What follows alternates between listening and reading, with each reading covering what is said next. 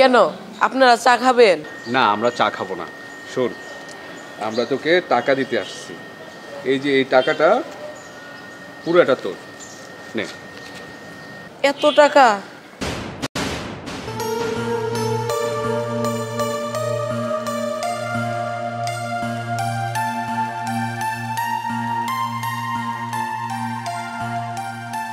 এই যে ছোট ভাই, তোমার চা কেমন হয়? ভাই খেয়ে দেখেন, ভালো লাগবে। তাহলে আমাদের 2 কাপ চা দাও। আচ্ছা দিতেছি। মাসুম, ইদানিং স্যার কি পড়াচ্ছে আমি কিছুই বুঝতে পারছি না। এটা না, আমারও সেম অবস্থা, বুঝছো? কিন্তু স্যারকে তো কিছু বলতে পারি না। খুবই বাজে পড়াশোনা হচ্ছে রে আমাদের। স্যার তো অঙ্ক করাচ্ছে, কিন্তু বুঝি না। এখন যদি বলতে যাই, স্যার তো অঙ্ক মিলাই ফেলে। একটা কাজ করি, আমাদের পাশে যে কোচিং সেন্টার, তো ওইটার মান মনে হয় অনেক ভালো। ভাই একটা কথা বলি, রাগ করেন না ভাই। পড়াশোনার মধ্যেও কি ভালো খারাপ আছে? হ্যাঁ অবশ্যই, ভালো খারাপ তো আছেই। এই যে সামনে যে কোচিং সেন্টারটা দেখতে পাচ্ছ না, এখানে খুবই ভালো পড়ায়। আর এই পিছনের সাইডে যেটা আছে, যেটাতে আমরা দুজন কোচিং করি, এটা একটা কি বলবো তোমাকে, খুবই বাজে। যে বলতেছি আমরা কি পড়াচ্ছি, কি অঙ্ক করাচ্ছে, আমার মাথায় কিছুই ঢুকতেছে না। আসলে হয়েছে কি, আমি তো পড়াশোনা করি না, তাই জানি না। তবে চিন্তা করেন না, আমি যে কাজ করতেছি না, আমি অনেক টাকা জমাইছি। আরো কিছু জমায়া আমি একটা স্কুলে ভর্তি হবো, আমিও পড়াশোনা করবো। একদিন আমিও আপনাদের মতো অনেক বড় হব ইনশাল্লাহ। তোমার জন্য দোয়া ও ভালোবাসা রইল। যাই বলিস, ওর চাটা কিন্তু সত্যি খুব ভালো হয়েছে। আর আমার মনে হয় ও পড়াশোনা করলেও না অনেক ভালো করবে। হ্যাঁ, আমারও তাই মনে হচ্ছে। তো চাটা কিন্তু অনেক মজা হয়েছে। কয় টাকা? 2 কাপ 10 টাকা। মাত্র 10 টাকা? এই নে।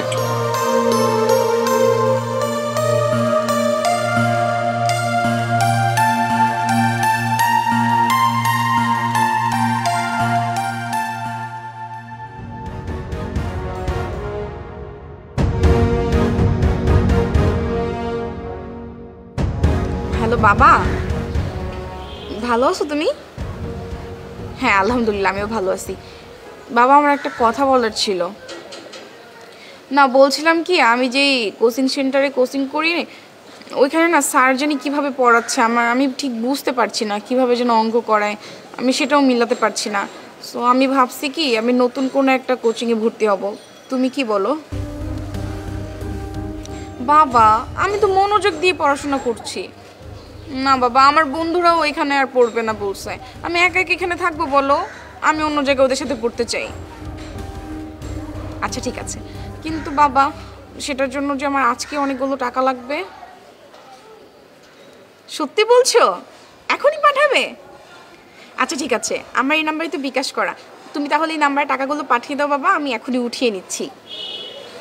আচ্ছা ঠিক আছে, থ্যাংক ইউ বাবা, রাখি তাহলে। Okay bye. মাসুম, তোর কি হলো? তোর বাবা কি বলছে? আর বলিস না, আমি তো বারবার ট্রাই করতেছি, কেউ তো কল উঠে না। আচ্ছা যাই হোক শোন, আমার বাবা রাজি হচ্ছে, বলছে টাকাটা এখনই দিবে। চল বিকাশের দোকানে যাই, আর ততক্ষণ যদি তোর বাবা কল ধরে তাহলে টাকা পাঠিয়ে দিতে বলবি। হ্যাঁ তুই ঠিকই বলেছিস, চল। আয়। বাবা ফোন দিলে টাকা দিয়ে দিবি।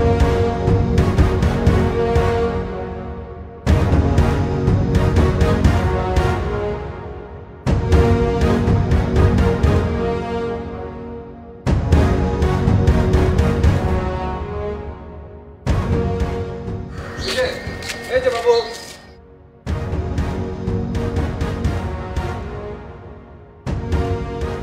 তোমাকে আমরা পুরো এলাকায় খুঁজেছি, কোথায় ছিল এতক্ষণ?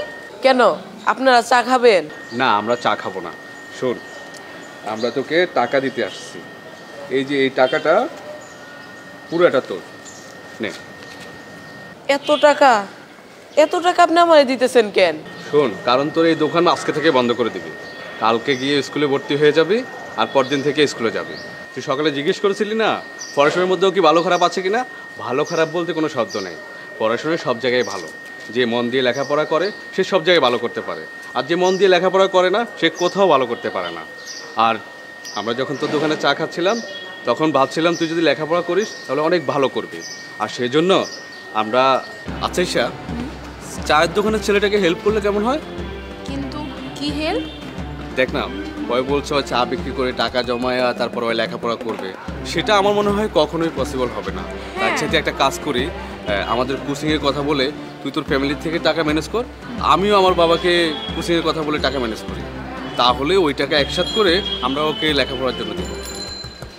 ভালো বলেছিস। আর সেই টাকাটা তোকে দিতে আসলাম। আপনাদের যে আমি কি বলে ধন্যবাদ দিব আমি বুঝতে পারতাছি না। আমি আপনাদের প্রতি চিরকৃতজ্ঞ হয়ে থাকবো।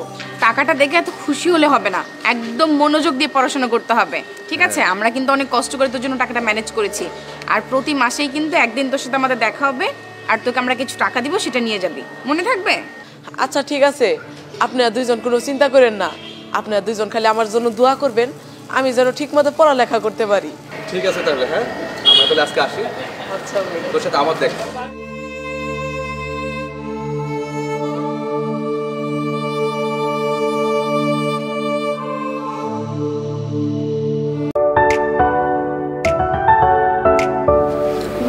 চা। সেই কখন এক কাপ চা চেয়েছি, এতক্ষণ লাগে এক কাপ চা আনতে? একটু দেরি হয়ে গেছে মা, আমি ভিতরে একটু কাজ করছিলাম। ঠিক আছে, দাও চা দাও, দিয়ে বাকি কাজ শেষ করে দাও।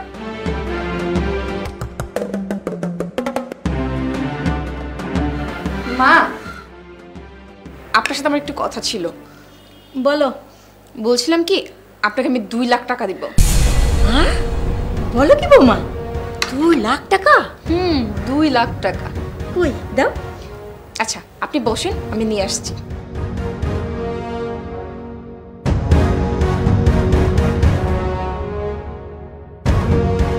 এই যে টাকা মা, 2 লাখ টাকা এখানে।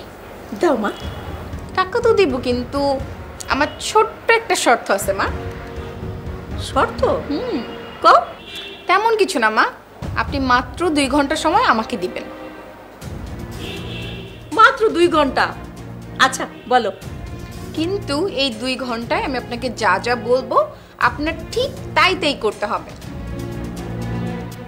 ঠিক আছে, দাও টাকা দাও। টাকা আমার কাছে আছে মা। এখন কয়টা বাজে? 11টা বাজে। 12-1 এই 2 ঘন্টা আমার, ঠিক আছে? আমি যেমনভাবে বলবো, যা যা বলবো ঠিক তাই তাই করবেন, আর 2 ঘন্টা পরে টাকাটা আপনার। আচ্ছা মা, কো তাড়াতাড়ি কো। ফার্স্টে গিয়ে পুরো বাসাটা ঝাড়ু দিয়ে পরিষ্কার করে আসেন, আমি এখানেই আছি। ও মাত্র ঘর ঝাড়ু দেওয়া? আচ্ছা আমি দিতেছি, দাও টাকাটা দাও মা। মা, আমি টাকাটা নিয়ে এখানেই বসে আছি, আপনি যেন কাজগুলো করে আসেন। আচ্ছা ঠিক আছে, তুমি বসো মা, আমি এই যাবো এই আসবো। হ্যাঁ ঠিক আছে মা। জান মা, মাত্র তো শুরু 2 ঘন্টার, করেন। আপনি 2 ঘন্টায় কি কি করবেন আমি সেটাই দেখবো, আর আপনি বুঝবেন আমি যে কত কষ্ট করে বাসার সব কাজ করি, সেটা 2 ঘন্টা পরেই বুঝতে পারবেন মা।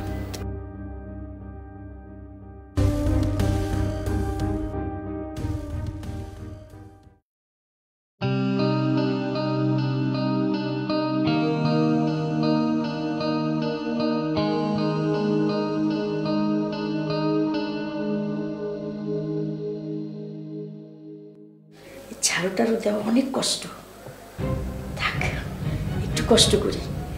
ঘরগুলা পরিষ্কার করলে তো 2 লাখ টাকা, তাড়াতাড়ি করি।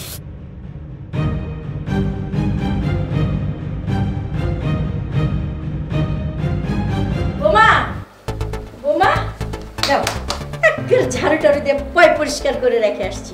এবার টাকাটা দাও বোমা। মা, এখনো অনেক সময় বাকি আছে। আচ্ছা আপনি আমার কথা শোনেন, রান্নাঘরে যাবেন, গিয়ে আজকে যা যা রান্না করার আছে সমস্ত কিছু রান্না করে আসবেন। যান, আমি এখানেই বসে আছি। বৌমা আবার রান্না করতে হবে? টাকাটা নিবেন, কাজ করবেন না মা? আচ্ছা ঠিক আছে।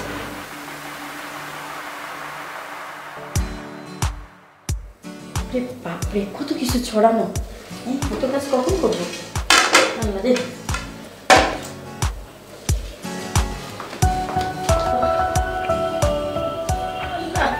বৌমা রান্না টান্না করে আমি শেষ। যাও বৌমা, গেলেই খেতে পারবা। এবার টাকাগুলা দাও মা। মা, ঘড়ির দিকে তাকান, এখনো 25 মিনিট সময় আছে। এখন আপনি আমার ওয়াশরুমে যান, গিয়ে দেখেন আমি বালতিতে কাপড় ভিজিয়ে রেখেছি, ওইটা পরিষ্কার করে আসেন।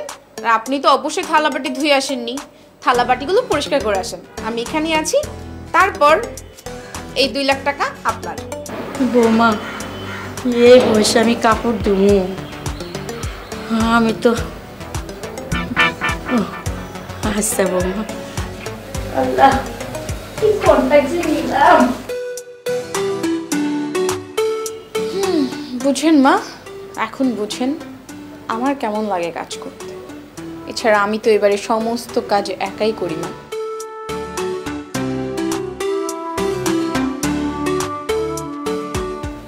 টাইম তো শেষ, মা এখনো আসছে না কেন?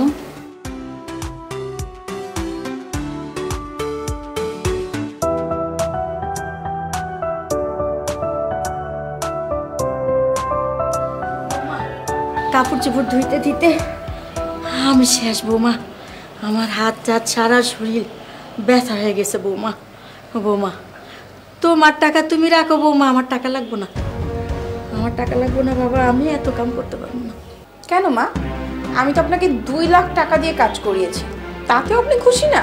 তাহলে আমি যে দিনের পর দিন এত কাজ করি, সকাল নেই বিকেল নেই, যখন যেটা ইচ্ছা আমাকে বলেন আমি তখনই আপনাকে সেটা করে দিই। আমাকে কত টাকা দিয়ে এনেছেন মা? একটু দেরি হলেই আপনি আমার 14 গোষ্ঠী উদ্ধার করেন। মা, আমি এই বাড়ির কাজের মেয়ে না, এই বাড়ির বউ। আপনি চাইলেই কিন্তু পারেন আমার কাজে একটু হেল্প করতে, কিন্তু না, আপনি সেটা কখনোই করেননি। আর আপনাকে বোঝানোর জন্যই আজকে আমি নাটকটি করেছি মা। বৌমা আমার ভুল হয়ে গেছে বৌমা, আমি আসলে তোমাকে দিয়ে অনেক কাজ করাই, আমি বুঝি না তুমিও একটা মানুষ। বৌমা এখন থেকে তোমার সব কাজে আমি সহযোগিতা করবো যতটুকু পারি বৌমা। এখন থেকে আর এরকম করবো না বৌমা, তুমি আমাকে মাফ করে দাও। আমি আমি তোমার সব কাজে হেল্প করবো বৌমা। মা এভাবে বলবেন না, তাছাড়া আপনিও আমাকে মাফ করে দিয়েন। আমি আসলে ইচ্ছে করে আপনাকে দিয়ে এতগুলো কাজ করাতে চাইনি, শুধু আপনাকে বোঝানোর জন্যই কাজগুলো আপনাকে দিয়ে করেছি মা। আপনি কিছু মনে করবেন না। মা আমার, আয় মা।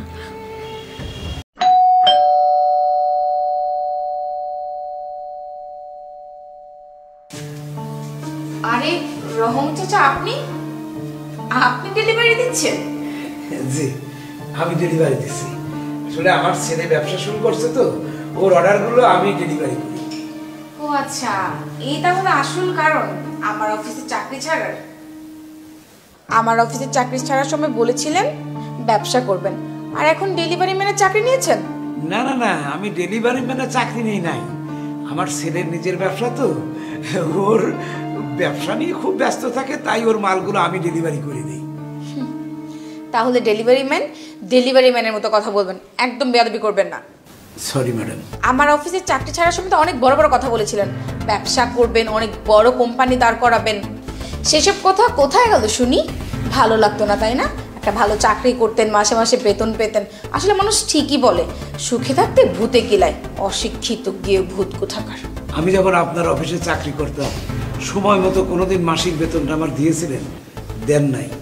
একবার আমার স্ত্রী অসুস্থ হলো, আপনার কাছে বেতন চাইতে গেলাম, আপনি দূর দূর করে তাড়িয়ে দিয়েছিলেন।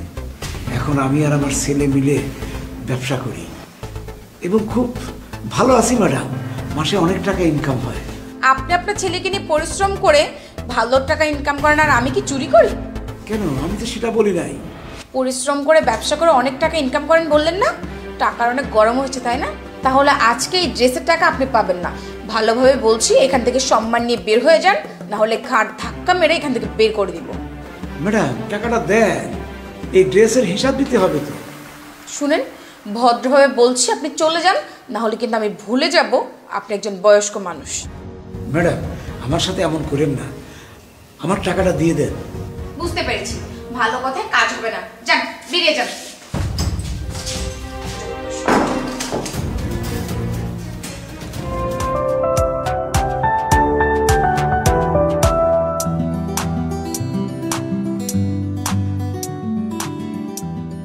হ্যালো আকাশ, কোথায় তুমি? এই তো আমি বাসায় অফিসের কাজ করতেছি। শোনো না, তোমাকে কতদিন ধরে বলছি আমাদের সম্পর্কের কথাটা তোমার বাবাকে জানাও। এখন আমার বাসা থেকে বিয়ের জন্য চাপ দিচ্ছে, তুমি তোমার বাবাকে বলছো না কেন বলো তো? ও এই কথা তোমাকে তো বলা হয়নি। বাবাকে আমাদের সম্পর্কের কথা আমি বলেছি, বাবা বলেছে তোমাকে কালকে বাসায় নিয়ে আসতে। তোমাকে দেখে যদি বাবার পছন্দ হয় তাহলে তোমাদের বাসায় বিয়ের প্রস্তাব পাঠাবে। তুমি এখন আমাকে এই কথা বলছো, আগে বলবে না? আমি তোমাকে বলে বুঝাতে পারবো না আমার যে কত খুশি লাগছে কথাটা শুনে। আচ্ছা ঠিক আছে, তাহলে এখন আমি রাখি, পরে কথা বলবো। শোনো, তুমি তো স্মার্টলি সুন্দরভাবে আসবা, বাবার যেন তোমাকে পছন্দ হয়। ওকে।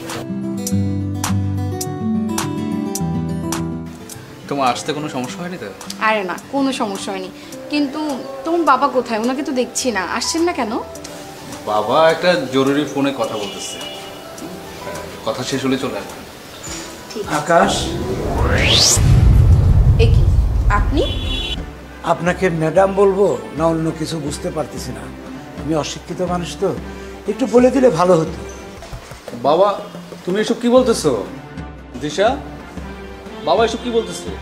আকাশ, তোমার বান্ধবীকে বলে দাও আমি মূর্খ না অশিক্ষিত না, আমি একজন শিক্ষিত মানুষ। আমার সময় খারাপ যাচ্ছিল, তাই ছোট্ট একটা চাকরি করতে গেছিলাম সংসার চালানোর প্রয়োজনে। তোমার মা যখন অসুস্থ হলো, আমি আমার বেতনের পাওনা টাকা চেতে গিয়েছিলাম। টাকাটা তো দিলই না, বরং দূর দূর করে অফিস থেকে তাড়িয়ে দিল। টাকার অভাবে তোমার মাকে ঠিকমতো চিকিৎসা করাতে পারি নাই। শেষ পর্যন্ত তোমার মা মারা যায়।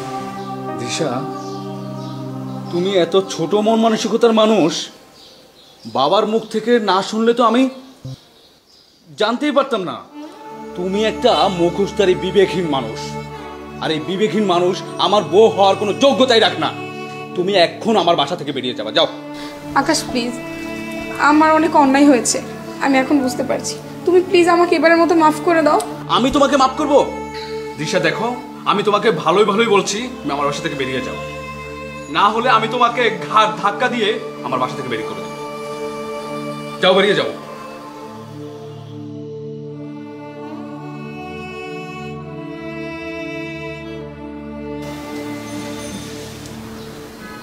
বাবা, তুমি আমাকে ক্ষমা করে দিও বাবা। আমি আসলে বুঝতে পারিনি এমন একটা মেয়ের সাথে আমি রিলেশন করেছি যে কিনা আমার বউ হওয়ার কোনো যোগ্যতাই রাখে না বাবা। আমি তোমাকে না জানিয়ে কাজটা করা আমার মোটেও ঠিক হয়নি বাবা। তুমি আমাকে ক্ষমা করে দিও বাবা, আমি এমন কাজ আর কখনোই করবো না। ঠিক আছে।